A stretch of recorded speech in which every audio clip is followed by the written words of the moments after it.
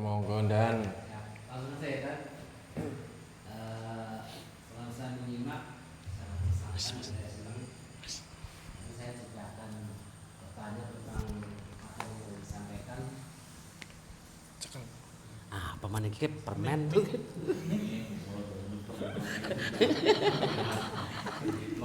Asaza, mohon maaf tadi juga disampaikan tentang orang sabar, Allah bersama-sama orang yang sabar.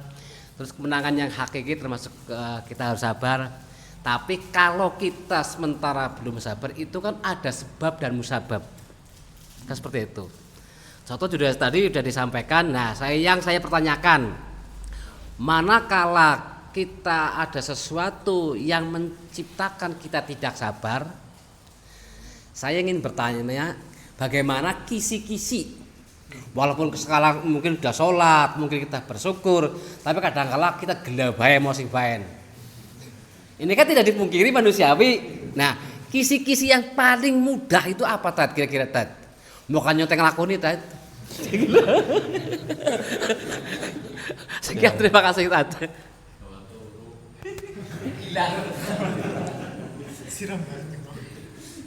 Bismillah, wassalatu wassalamu ala Rasulillah. Bagaimana triknya itu ya, tipsnya supaya bisa sabar. Ya sebenarnya faktornya banyak untuk bisa sabar. Tadi ada beberapa ayat itu menegaskan ada unsur keyakinan. Saya bacakan ayat berapa banyak pun, ayat Al-Quran, hadis Nabi, jenengan mboten yakin ya kan? Maka unsur keyakinan terhadap janji-janji Allah, iman kepada Allah ini faktor yang sangat besar untuk bisa merealisasikan kesabaran itu. Tadi misalkan ada orang sabar pasti akibatnya baik, itu Gusti Allah lho sing ngendikan.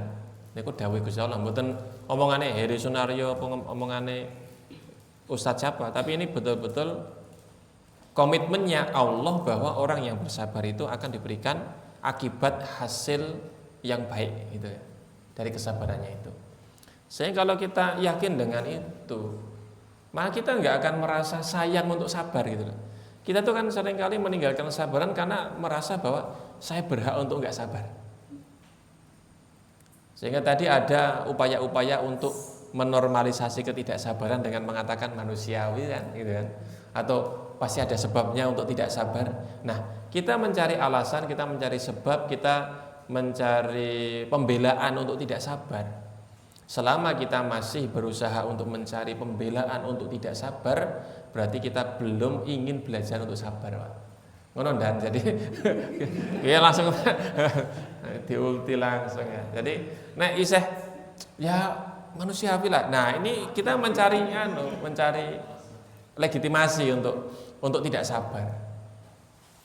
Maka ya harus dipaksakan, dibelajarkan untuk sabar. Maka Nabi dalam satu hadis itu mengatakan al-ilmu bitta'allum wal hilmu bittahallum wa man sabbara yusabbirullah. Ilmu itu didapatkan dengan belajar. Sikap lembut itu didapatkan dengan melembut-lembutkan sikap. Dan siapa yang berusaha untuk menyabarkan dirinya, Allah akan jadikan dia seorang yang sabar. Jadi Allah tidak akan merubah satu kaum sampai dia itu merubah dirinya sendiri. Ilmu kita dapatkan dengan kita sinau. Kita bisa bersikap lemah lembut, ramah. Itu kalau kita membentuk diri, mengupayakan diri supaya berkata yang lembut. Jadi nggak ada istilah ya nyong manten segawane kayak ngene lah ngomongnya kasar. Seneng yang ngono, ora seneng ya luweh gitu. Nah, ndak bisa begitu. Selama kita itu berarti mencari alasan untuk supaya keburukannya itu dibenarkan gitu kan. Nah, selama orang masih punya watak begitu, dia tidak ada komitmen untuk mendidik dirinya supaya berubah kepada yang lebih baik. Maka watak ini harus kita singkirkan. Maka kata Nabi itu kan wal hilmu bittahallum, sikap lembut itu dengan melembut-lembutkan diri. Maka kita belajar lembut. Wah, biasa ngomong kasar ya. Bagaimana lah gitu lah. Mungkin ya prosesnya di tahap awal, ngapa kok ngomong kasar gitu. Nanti berikutnya mulai bisa menahan agak lebih cepat. Ya, lama-lama kemudian ngomong kasar atau sikap kasar itu hilang. Sabar juga begitu. Waman sabbara yusabbirullah. Siapa yang menyabar-nyabarkan diri, Allah akan sabarkan orang itu. Allah yang akan wujudkan nanti hasilnya. Gitu dan jadi saya harap tidak puas dengan jawaban saya. Nanti minta jawaban pada Ustadz yang tanya. Tapi saya pribadi itu cenderung ke jawaban ini. Jadi itu lebih kepada komitmen kita.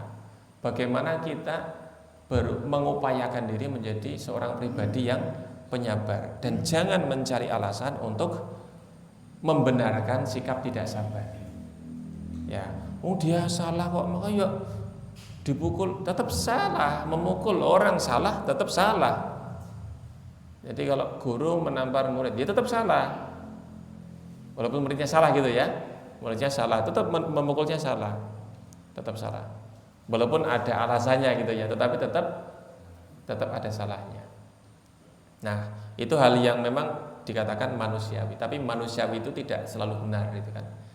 Ya, manusiawi tidak selalu benar, karena orang itu diberikan watak-watak yang kecenderungannya itu amaratun bisuk gitu ya, cenderung kepada keburukan. Wallahu a'lam bishawab. Ada yang lain mungkin?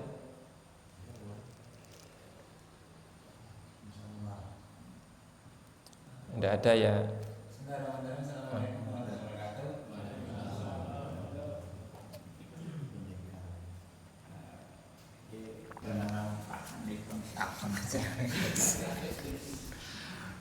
Oh, jalan-jalan gitu. Enggak, ini disuruh tanya sama Pak Kepala MI Muhammadiyah Bandingan. Wis mage takon aku ya takon manut. Gini. Sabar kan sebenarnya kan hasil suatu produk. Hasil akhirnya kan sabar, berarti kan suatu produk. Nah, proses menuju sabar itu bagaimana? Prosesnya. Setiap masalah kan pasti ada lah ya, manusia itu pasti ada masalah. Ketika kita bisa melewati masalah tersebut berarti dia orang sabar, kan seperti itu. Nah, yang dibutuhkan itu pertama adalah prosesnya bagaimana dikatakan orang sabar. Walaupun ya tertera dalam surat Al-Baqarah kan ya ayuhan nabi ista'inu bis-sabri wasolah innal mangasabirin, kan seperti itu. Wala taqul mayqulu fi sabilil amat wal ayyul tasmurun. Karena wasbiru innallaha ma'as. Ya, itu kan satu contoh prosesnya kan di situlah ya. Tapi ketika kita menuju sabarnya itu bagaimana? Itu yang pertama. Yang kedua, kalau kita tidak ibaratnya gimana ya? Anggura ngomai karena kaku banget loh. Kalau kita tidak sabar, ya tidak. Kalau kita terus sabar banget juga resikonya gimana ya? Loh iya kan, artinya begini. Ada pendapat seperti ini. Nek terlalu sabar banget itu ada kedua pelarian, penyakit emah karo kanker, kan seperti itu. Kanker hati. Biasanya nek wong nganu kan wis ngelih ora sabar, wah tereng kan, degel atasane. Iya kan? Enggak usah munafil kok emangnya seperti itu kok, ya kan. Nek ora kenang lambunge, kenang mahe segala macam, ujung-ujungnya ya tereng ora sabar pancen. Nah. Jadi adakah korelasi tidak sabar dengan sabar itu di tentang kesehatan? Karena saya juga ingin tahu tentang antara hubungannya dengan sabar dengan kalau terus sabar banget bukan keprigen. Kayak sing kaya nang tereng nang degel loh. Iya kan loh, itu ada hubungannya loh. Takon dokter sini aku percaya. Takon ustaz orang mungkin kan seperti itu. Terus yang kedua itu apa? Yang pertama itu tadi apa? Bagaimana proses sabarnya sehingga menjadi produk yang sabar. Yang kedua, adakah korelasi antara orang sabar dengan tidak sabar dengan penyakit apa yang tadi saya sampaikan? Ini saya disuruh sama Pak Ustadz Hanif Kepala MI. Terima kasih. Assalamualaikum warahmatullahi wabarakatuh. Waalaikumsalam. Bismillah wassalatu wassalamu ala Rasulillah. Yang pertama, sebenarnya sabar bukan otomatis produk gitu ya. Jadi sabar itu sendiri juga ada proses. Cuma mungkin saya kalau saya pribadi itu sabar itu ada yang utuh, ada yang belum utuh gitu ya. Sabar yang sudah sempurna dan ada sabar yang belum sempurna.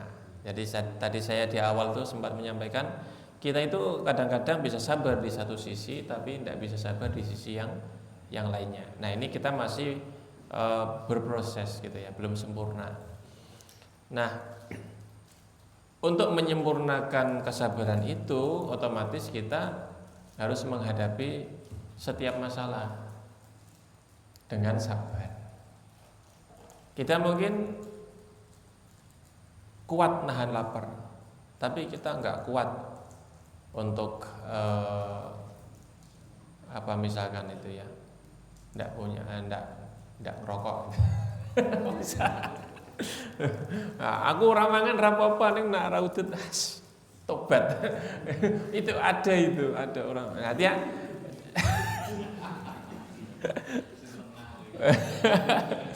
Itu ono wong sing sejam ora nganu ora ngebul wis sepet banget itu. Ora mangan rapopo. Nah, ya semumet guys. Jadi nah ini sabarnya dalam satu hal tapi belum bisa sabar di hal yang lainnya. Maka ini masih proses, ini kan berproses, dia sabarnya belum menyeluruh, belum sempurna gitu ya. Sehingga yang kita lakukan adalah bagaimana kita menghadapi setiap hal yang tidak sesuai dengan keinginan kita itu dengan sikap sabar. Nah, sikap sabar itu sebenarnya kan tidak selalu dikonotasikan lemah. Jadi tadi kemudian nak sabar banget nih kayaknya ya. Nah sabar banget karena ya ora apik.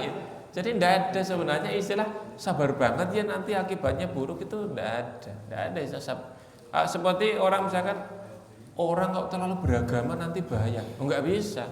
Agama yang sempurna tidak ada istilah keterlaluan. Agama yang sempurna itu adalah agama yang pas. Sabar juga kalau ketika sempurna itu sabar itu akan pas diterapkan dalam setiap permasalahan. Bukan berarti kalau sabar itu terus meneng antem dikamlengi, meneng wae ditendangi anteng. Iya sabar. Terus ngantek bonyok mlebu rumah sakit itu enggak seperti itu. Jadi sabar tidak dikonotasikan jangan dikonotasikan kemudian terus dia pasif sekali, itu tidak. Kalau sabar itu seperti itu Nabi enggak akan bangkit berperang melawan orang-orang kafir.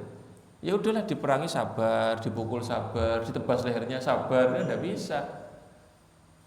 Sabar tidak selalu bertahan. Sabar itu juga invasif, juga menyerang. Karena Nabi kan tidak selalu hanya menunggu diserang. Sekali waktu juga menyerang. Fathu Mekah kan puncak kesabaran. Apa kita mau menuduh Nabi itu orang yang gak sabar karena menyerang orang kafir? Enggak mungkin kita. Kurang ajar itu kan kalau kita menuduh Nabi. Nabi sebagai teladan paling sabar memberikan contoh bagaimana meskipun beliau sebagai orang paling sabar itu ya bersikap kuat juga gitu loh. Jadi tidak selalu seperti anggapan kita sabar berarti terus deriman banget, ngalahan terus. Oh enggak, kalau ngalahan terus ya bal-balan atau menang deh. Sabar itu ketika ikhtiar maksimal kok hasil nggak sesuai, kemudian ya ora terus ngerusak. Nah itu, kemudian supporternya stadionnya diobong, kursinya dicopoti, malah pemain ini diamuk gitu kan, TV ini dipecah. Nah ini kan yang tanda nggak sabarnya kan di situ, ekspresi dia tidak menerima takdir Allah Subhanahu wa taala. Sehingga kalau saya lebih ke sabar itu bukan produk saja, tetapi hanya ada sabar yang sempurna dan belum sempurna. Kalau saya melihat penjelasan ulama mungkin yang agak bisa memberikan pemahaman tentang ini, apakah sabar proses atau produk atau sabar sempurna atau belum sempurna itu, ulama itu memberikan penjelasan sabar itu memiliki beberapa tingkatan. Jadi tingkat yang paling rendah, lebih tinggi dan tertinggi. Ada sabar yang ringan, yang sedang dan yang berat. Nah, tingkat yang paling ringan itu adalah sabar melaksanakan perintah dari Allah Subhanahu wa taala. Itu membutuhkan kesabaran tapi paling ringan. Tapi kan kita sholat jane abot ya. Tapi itu kesabaran paling ringan. Kemudian yang kedua adalah sabar untuk yang paling rendah itu sabar menerima takdir dari Allah. Itu sabar paling rendah. Itu membutuhkan kesabaran yang paling kecil, menerima takdir dari Allah. Jadi Bisa diperumpamakan. ya ketemu musibah atau harapannya tidak terwujud itu ya. Keluar dari masjid mau pulang habis pengajian pemuda Muhammadiyah sendalnya hilang. Ya. Atau yang sederhana jenengan jemur baju, ditinggal sholat duhur jebul udan. Padahal seragamnya klambine arep dienggo sesuk gitu kan. Nah, ini kan menerima takdir Allah ini butuh kesabaran. Nah, ini Hujan ya Pak, kita modulan hujan.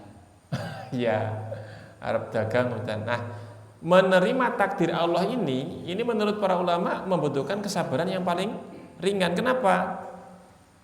Karena wong ya itu sudah menjadi ketetapan Allah ya, kita tinggal ya mau bagaimana lagi? Kita nggak usah berusaha nggak usah berusaha ngapa-ngapain. Kita hanya menahan diri tidak berbuat kerusakan gitu. Jadi orang terus misalkan mau jualan sudah masak, sudah disiapkan, sudah motornya udah siap, gerobaknya udah udan. Wah terus disuntak kabeh. Wah udan ora dodolan. Kalau orang jual mahal langsung hujan, nggak bisa jualin sih. Harusnya sih disodakan. Nah ya bisa. Tapi ini kayaknya nih ambu-ambune nyindir apa? Ambu-ambune iki jane arep ngono ki. Nembung, alibine nembung gitu. Nembung kancane. Nah jadi ini paling rendah, ini kesabaran paling rendah. Karena kita ya nggak bisa menolak takdir kan, nggak bisa sudah. Nah level yang kedua yang sabarannya butuh yang lebih berat lagi adalah melaksanakan perintah Allah Subhanahu wa Ta'ala.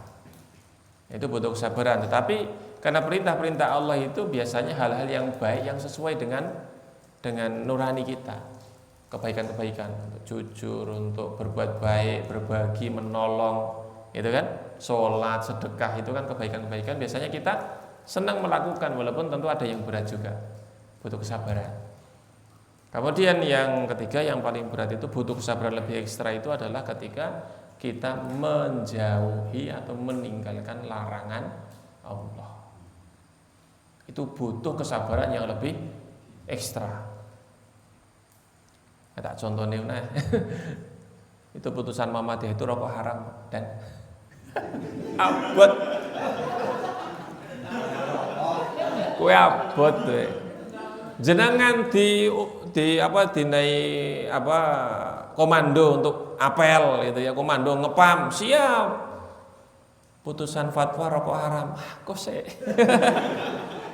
Itu lebih berat dari kon ngaji siap, kon salat siap. Kon salat jamaah siap, tapi kon mandek utut. Nggon dimen. Kayaknya dengan bagian kuwi aku melu nahdiin sik lah. Betul, dalam hal-hal yang larangan dan sesuai syahwat kita tantangannya berat banget. Berat banget. Nah, kecenderungan syahwat kita itu macam-macam. Kalau jenengan syahwatnya hanya pada rokok, menurut saya masih mending. Makanya saya itu walaupun anti rokok dan sering mengingatkan teman-teman masalah rokok, tapi tetap kancan, tetap kembul gitu. Karena syahwat rokok itu masih ringan, haram tapi ya.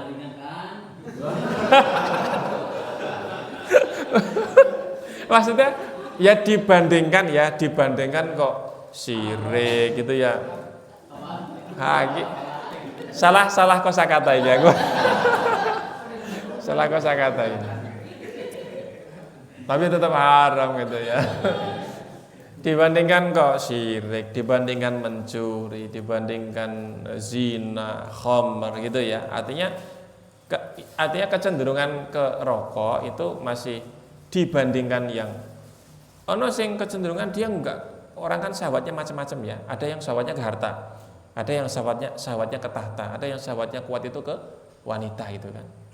Nah, kalau orang yang syahwatnya kemudian ke perempuan, ada wong udut ora tapi gendak iya. Besaran mana tadi? Makan ruwet Bosannya rubes. itu besaran mana itu?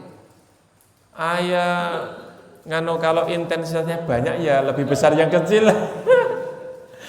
ya, ya pokoknya sadari yang salah gitu ya. Maka kita berusaha untuk bisa berhenti tapi ya berproses itulah ya. Karena Rasulullah juga ketika menasihati orang berproses gitu. Nah, ini sih diperselisihkan lah. Saya cuma menyampaikan putusan di Muhammadiyah begitu ya untuk ya kita sambil guyon tapi ya sambil mengingatkan gitu ya. Nah, jadi itu yang tadi. Jadi kalau saya cenderung pandangannya seperti itu. Jadi sabar bertingkat-tingkat gitu ya. Bukan dia terus buletan sabar itu produk itu enggak. Dia bertingkat-tingkat atau ada level-levelnya. Ada yang sempurna, ada yang belum sempurna. Terus yang kedua tadi, apakah ada korelasi antara sabar dengan sakit itu ya? Saya pernah mendengar ceramah seorang dokter ada korelasinya karena sabar itu nanti berkaitan dengan hormon endorfin dan sebagainya gitu. Tapi saya tidak terlalu menguasai, jadi saya tidak bisa menjelaskan. Cari aja di YouTube itu dokter Agus dokter siapa yang Jawa Timur itu. Jadi orang yang nggak sabar itu gampang asam lambung, gampang depresi, yang kemudian nanti kolesterol tinggi dan sebagainya. Nah, jadi kalau jenengan masih suka guyon-guyon, masih suka hehe itu kayaknya aman itu hidupnya itu. Iya, wong sing hehe itu jarang stroke itu walaupun nggak punya duit itu. Sehat. Sing stroke dompet tok, fisiknya aman. Aman. Maka orang kaya yang perokok lebih banyak yang sakit daripada orang miskin yang perokok. Ya, betul. Ya, ini hanya saya pernah baca artikel riset kecil itu menyimpulkan begitu. Jadi orang miskin yang perokok kenapa sehat-sehat dibandingkan yang kaya perokok itu katanya itu. Nah itu diberikan penjelasan banyak tapi nggak akan saya jelaskan ke sini supaya tidak jadi alasan untuk teman-teman membela rokok. Tapi masuk akal memang saya. Oh iya juga berarti ya wis lah konco-konco mancan perokok dan kere-kere ya wis. Gitu nah. Ya begitu, mudah-mudahan bisa diterima dan istiqomah ngaji nggih. Walaupun kondisi cuaca musim hujan ya bismillah tiap bulan kita pengajian. Kemudian saya mengingatkan untuk bulan Desember dari daerah tidak terubah ke cabang-cabang tetapi kita kumpulkan ya pengajian 6 bulanan. Insya Allah untuk bulan Desember nanti rencananya di Banjarnegara atas. Karena kemarin sudah 2 kali di Banjar bawah. Nah kita ke sana. Nanti kita usahakan ya waktunya siang lah. Mudah-mudahan nanti cerah. Ya dari Pingit monggo nanti Mas Imam tolong nanti di godong-godong apa gitu ya. Naik ke atas sehingga nanti ya sambil jalan-jalan lah gitu ya ke Banjar atas. Demikian saya kembalikan ke pembawa acara. Wallahu a'lam bishawab. Assalamualaikum warahmatullahi wabarakatuh.